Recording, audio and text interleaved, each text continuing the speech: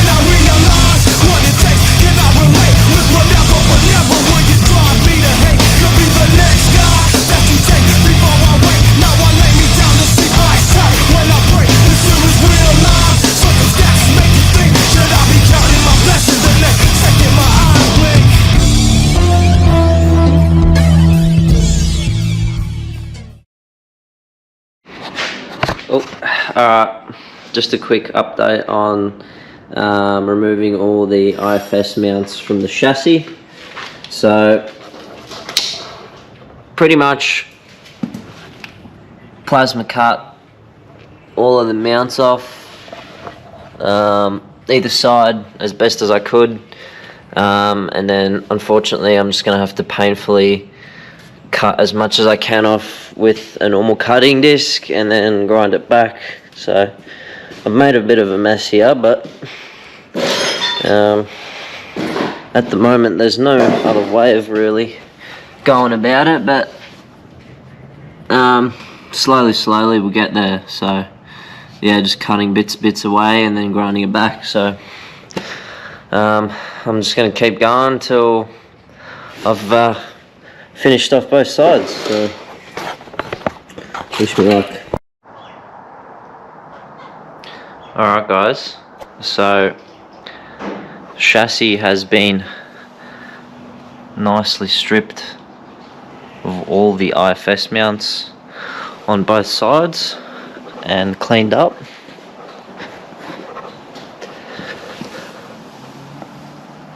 Still need to strip the paint on this side, but all the mounts and everything have been removed. I've also removed that plate that was holding on just the bracings for the crush tubes. I'm just going to leave these crush tubes on this side in because it doesn't really matter. I'm just going to have a fish plate from this body mount to that one. But before I start doing the fish plate, I'm going to mock up this GQ Patrol steering box where the original one was. The only issue is that the actual mounting holes are much wider than the original ones. So what I'm going to have to do is put new crush tubes in and just space them out further, and then see how it bolts onto the steering column. But the plus side is that all the steering components actually work with each other. So this is the bit from the original Courier steering box that then went to the steering shaft. So as you can see here, it fits on perfectly and works. So we'll be able to bolt all the factory stuff for the steering back onto this GQ box, steering box. So the only thing I need to figure out is how I'm actually going to space it and mount it. So just got to muck around with that and get the crush tubes in and see where we're at. So yeah. Alrighty guys, so pretty much ready to weld in these new crush tubes I've put in. So pretty much all I had to do to fit the patrol steering box up to the chassis is I just needed to relocate the top left hole. So previously you could see where the original holes are. It was sort of on an angle like this, and the original hole was here. So you can sort of see where I've capped the hole. So pretty much all I did is I cut just 2 bits of 4mm plate, square plate, and fed it through the chassis, and then just tacked it in, and then pretty much patched both holes either side and filled it with weld, and then re-drilled the new hole for the top. And then for the other 3, I pretty much just had to like bore out the hole a bit more, just to have a bit of maneuverability in the crush tube. And then I've also got a internal 15mm internal size crush tube, so it also allows for that a bit more adjustment to fit for the wide hole spacings on the box. So pretty much I just done that, put the crush tubes in, and then put the bolts, bolted up the steering box to the chassis, and then I've just gone ahead and just tacked in the crush tubes from the other side so they don't move. And pretty much I am all good to weld up these crush tubes now. So I'm just gonna fill the outer side, just fill this all with weld, and then I'm just gonna grind it back nicely, sort of flush back to the chassis. So I might even, yeah, we'll see how we go, but gonna do that. And then once we've just welded these crush tubes in, pretty much I've nothing else here to do on the bare chassis. Another thing I also did was fill in a couple of these small holes because they weren't doing anything, so I just filled them with weld. And then I've also just cleaned up the chassis a bit so we can paint that, and then start on the fish plate template, and then hopefully cut the fish plate out and get it tacked on here and continue on fish plate at the other side, and then start with the solid axle mounts. So it's all coming along.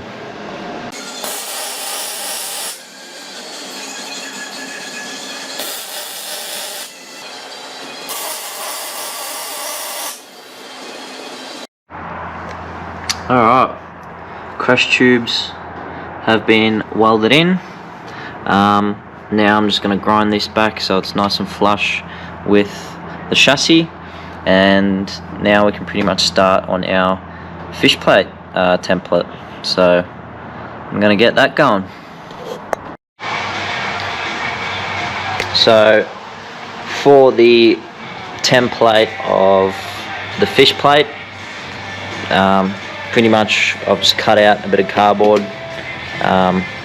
wide enough for top and bottom of the chassis, and I've just got a couple clamps on here to push it nice and flush against the chassis, and I'm just going to scribe on the other side with a pen, cut it out, and that's pretty much your main shape for the fish plate. So yeah. Alright guys, so pretty much I've set this up now to tack in the fish plate. So pretty much I had the fish plate cut out and just mocked up on the chassis, and I just spent my time carefully grinding down the fish plate until I sort of had, you know, between I'd say around a 10mm gap from the top of the chassis to the fish plate, just so we got enough room there when we're welding we're sort of welding to that face of the chassis, not on the corner. And yeah, I pretty much, just to get the holes for the steering box, I just set the plate up how I wanted it, and then just got a punch, 15mm punch through the other side, and then marked them all out and then drilled it out. So yeah, that turned out spot on, very nice.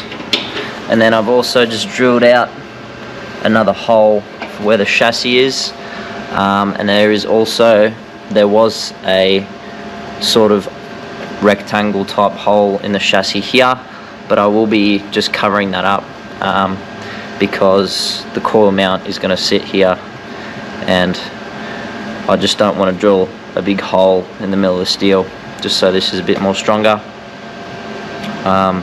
So I will paint that out, paint the inner chassis, the hole in the chassis later on. But yeah, for now, and then also just some weld through copper primer on the chassis and on the backside of the fish plate. So yeah, pretty much all ready to go. So yeah, gonna just tack this in, and then pretty much once we've tacked all this in, this side is sort of complete for now, and I'm just going to move on to the passenger side and pretty much do the exact same thing. So let's do it. Alrighty guys, so have just finished tacking in the chassis fish plate on the driver's and passenger side. So I'm just going to show you guys how it's looking. Looking pretty damn good. Feels like we've finally started to make some progress on this actual axle conversion. But yeah, so pretty much just tacked in the fish plate. Sort of just tacked it in, put a bunch of tacks on there just to pretty much have the plate as flush, as hard up against the chassis as I can. I'll show you guys here. So it's I'd say it's pretty good. So that is driver's side,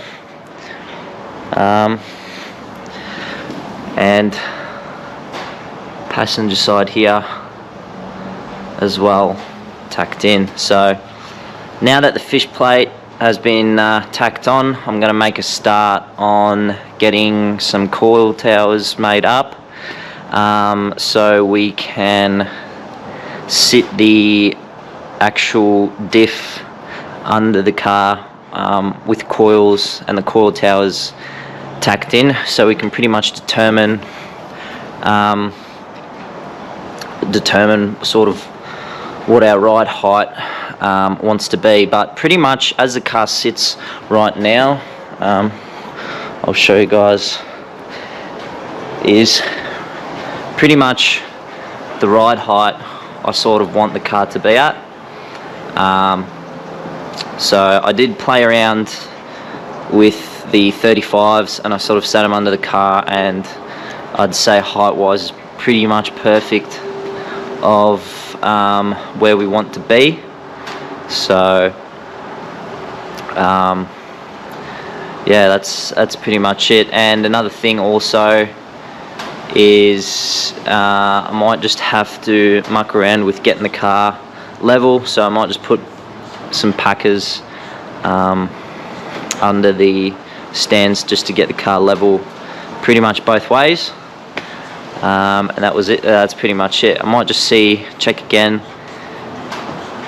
how this height's sitting in relation with the 35s, and pretty much once we've done that, I just need to figure out sort of where I want my diff to sit in the wheel arch. I've got a pretty good idea, but I'm just going to have another look and figure that out. And then once we've sort of figured out where we want our diff to sit in the wheel arch, then we can start actually marking out some center lines so we can actually accurately position our diff, and then start making all the coil mounts, shock towers, and figure out all the Panard mounts and that later on. So yeah, for now I'm just going to muck around with my ride height and see sort of where I want to position the diff. So alrighty guys, so I've just spent a bit of time mucking around with the front diff positioning in the wheel arch. So I'm just going to run you guys through pretty much how I've set this up and what I'm doing. So these are the 35-inch tires on beadlocks. Now pretty much what I've done here is I've pushed the diff forward from center about, I'd probably almost say 100 mil or so, to fit the 35. So pretty much all I've done is I've just measured either side off the back guard here straight across to the tire, and we've pretty much got 110 mil on this side, and I've done the exact same on the other side. So I reckon this looks pretty damn good how it's sitting now for clearance wise and everything. So this is the other side as well. So again, I've pretty much just gone 110 mil to the edge straight across to the tire, just to roughly get it centered. So I'm pretty happy with the positioning of how it's sitting, and I'll just give you guys a cheeky little front view of what it's looking like. Looking pretty naughty. So yeah, anyway, that's pretty much the positioning center of our diff. And then another thing I've also done is, so I've put a center mark on the diff over there, if you can see that, and I've just gotten a level and plumbed off center of the diff onto the chassis, and that's my center mark over there on the chassis. So pretty much we'll be able to cross-reference that mark on the other side and shoot a line with the line laser, and that will be our diff alignment this way. So the only thing I need to do now is measure the chassis width. Ooh, just bumped my head. And shoot a line exactly center of the chassis, and then mark where center of my diff is and align the diff this way. So that way we'll be aligned back and forth, and then left to right as well. Alright guys, so just with setting up the alignments for the diff center both ways, I'm just going to explain pretty much what I've done. So I've just measured from the very edge of the chassis here to where my center mark was on the diff, and shot a laser down, which is 445 mil off that face of the chassis to exactly center of my diff, and pretty much did that on the opposite side, shot a laser across my marks, and then literally quadruple checked the marks with the laser, just making sure it's like to the mil, and then pretty much I've just gotten some duct tape and taped it down to the floor, and I just drew a nice straight line perfectly where my laser was shooting the line. And then I've done the exact same thing on the other side here. So that is perfectly center and square to the chassis this way, and then for center this way, I've pretty much just measured from this edge here to the other side edge right here, and I've written down it's 368.5. Pretty much the laser, the middle of the laser is sitting between 368 mil to 369 mil. So pretty much to the half a mil we're sitting at, which is pretty. I don't think I can get it any more spot on. So same thing. I just put the tape down, drew a line. You can see exactly where the laser's shooting, and then I've also just put a mark up here as well, and then down the end there, pretty much where the bottom diff is.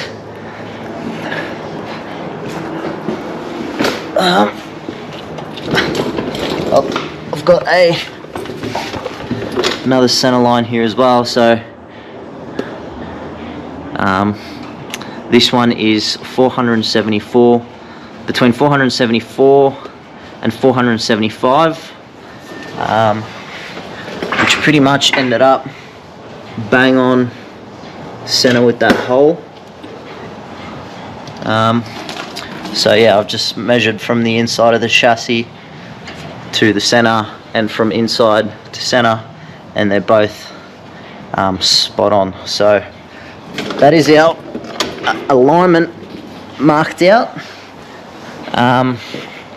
for the front diff. So now I can pretty much go ahead and just mark center on the diff, and then get it under here and align it all up. So let's do it. Alrighty guys, so made another big jump on the front end. Just going to show you guys quickly. Last thing what I was doing is I was setting up the drop boxes and the radius arms on the diff. So pretty much I've set up both radius arms on the diff, and I've made the diff end radius arm mounts, and I have tacked them on both sides of the diff. So I'll just run you guys through what I've done quickly. Also, I've gone ahead and stitch welded the chassis fish plate. So that's been like completed both ends, so just stitch welded, and then later on we'll seam seal all the gaps. So I'll just run you guys through quickly with the setup of the radius arms. So as you can see here, also got my Panard that I've started playing around with. So radius arm 1, and then radius arm 2. So pretty much with the setup of the radius arms and the drop boxes applies as well, where I had my center line through the middle of the chassis. Pretty much as you're setting up your radius arm, you want this center line to be there at all times, so you can just double check and reference off your center line for your radius arm alignment. So pretty much once I had my diff in the exact position where I knew it had to be, center both ways, left to right and back and front, then off my center line, my center laser line, I just measured from the center of my laser line to my first drop box distance, and then pretty much just mirrored that from the front to the front of the radius arm. So pretty much just double checking that the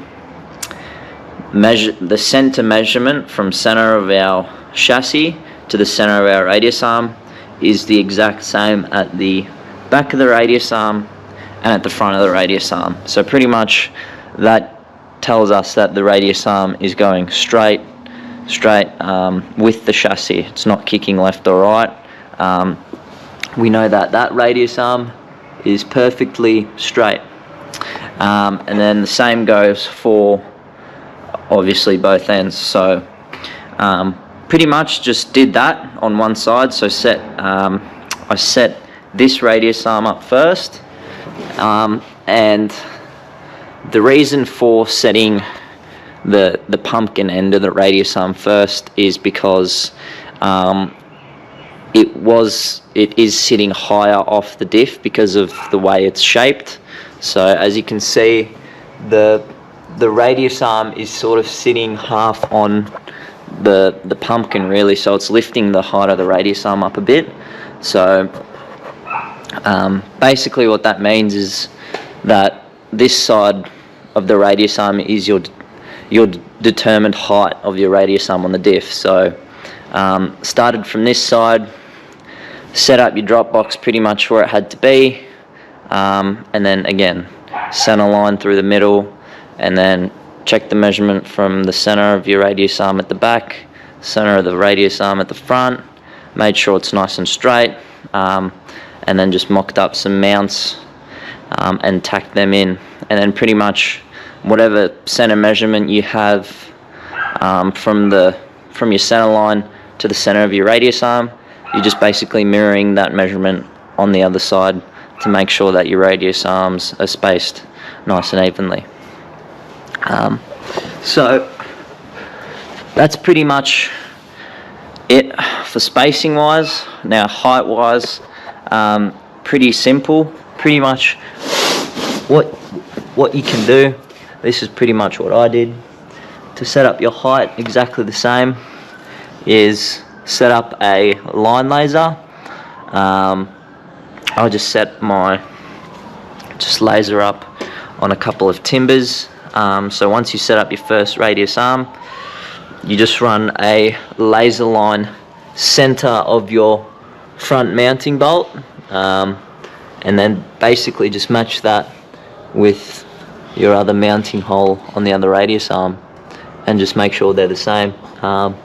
So if you've got a line laser shooting absolutely level across, and you're hitting center of your front radius mount bolt here and center here, you know that your heights are perfect.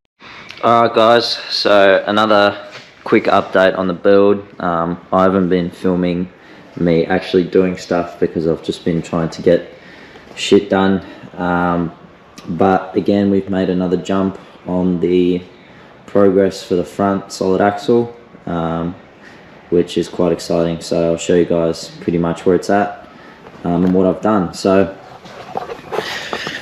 it's a bit messy, but pretty much we have the Panard and the drag link arms mounted. So I made a custom Panard mount. Pretty much, I don't know if you can see here, but sort of wraps around the chassis in an L shape, and then I've left a bit of extra material, so it's almost like gusseted in a way, so it'll be nice and strong. And then yeah, Panard straight to the diff. So pretty much this is close to ride height, but if you look at the arms, the drag link's pretty much cutting nicely straight across the diff, and then the Panard, I've sort of set the top height of the Panard at the exact same height as the drag link arm. And if you look from the side here,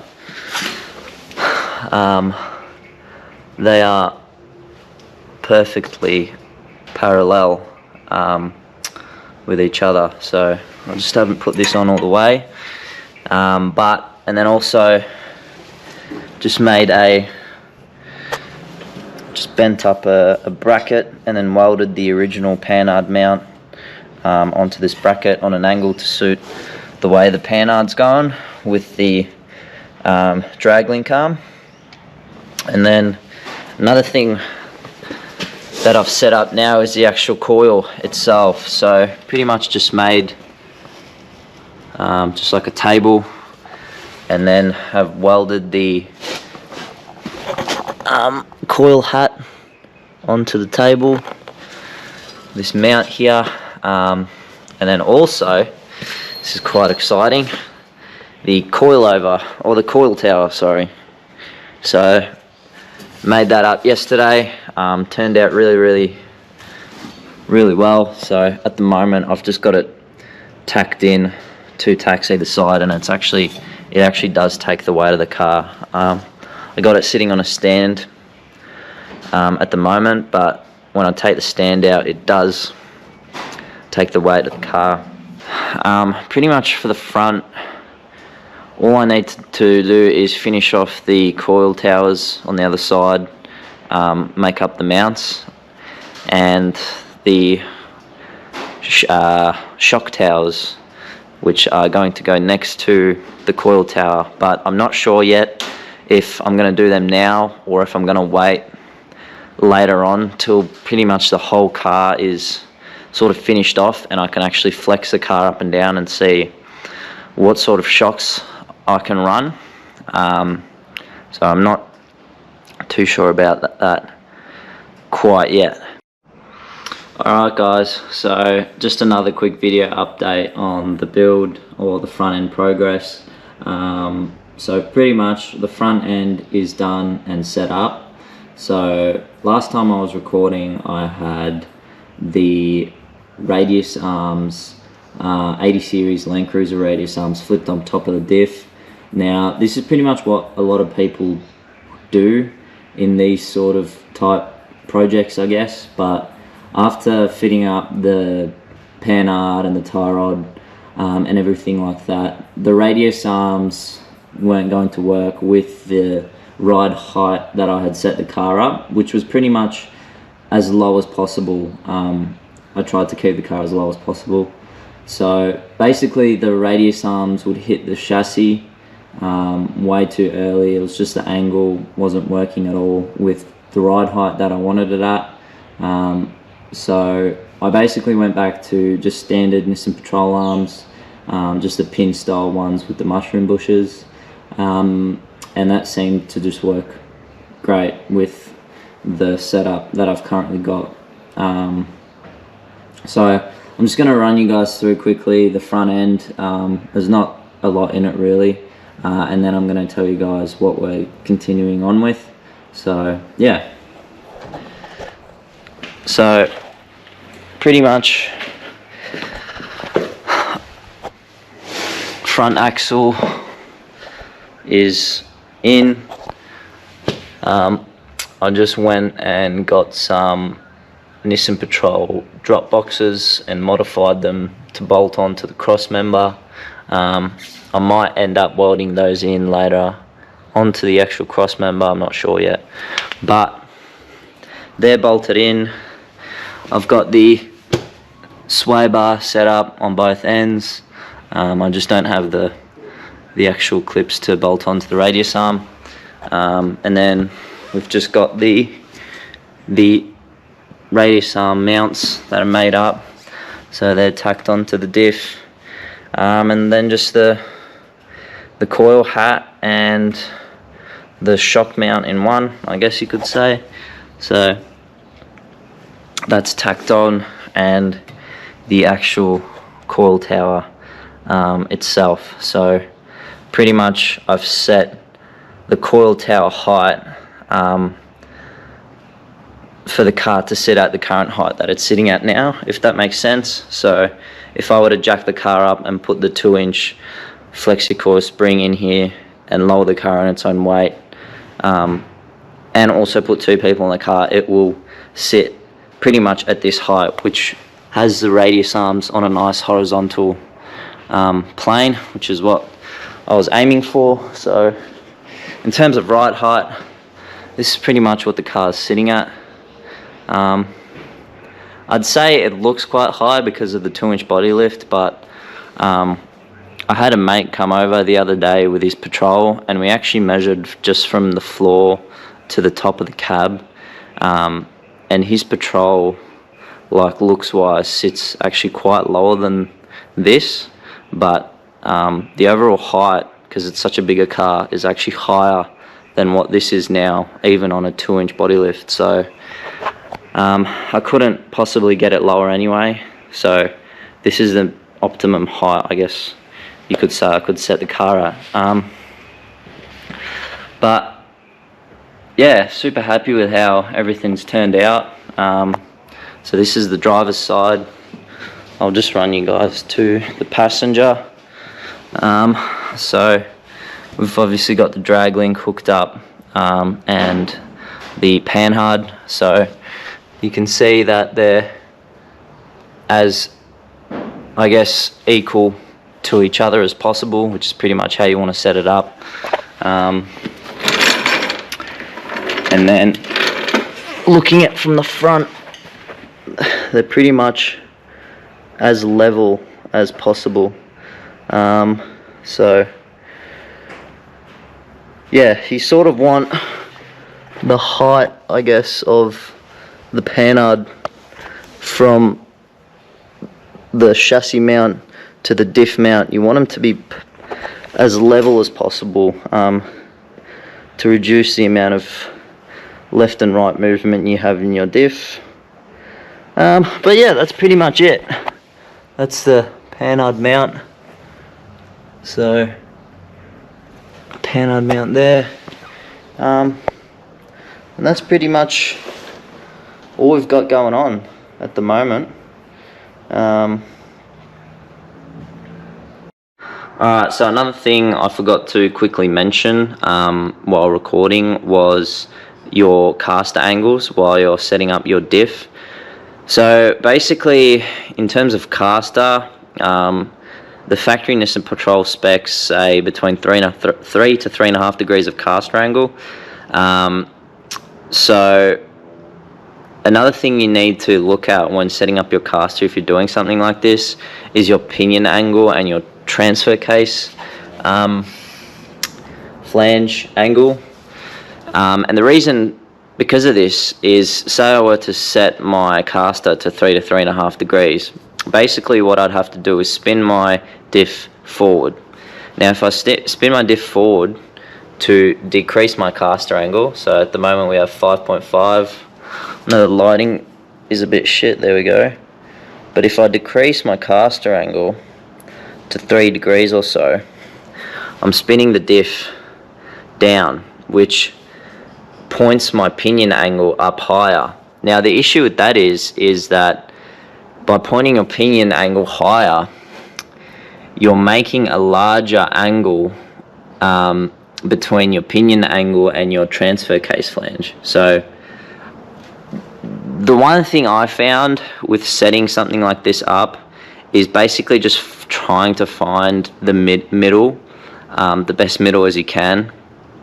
And so trying to make the caster work with your pinion angle and stuff.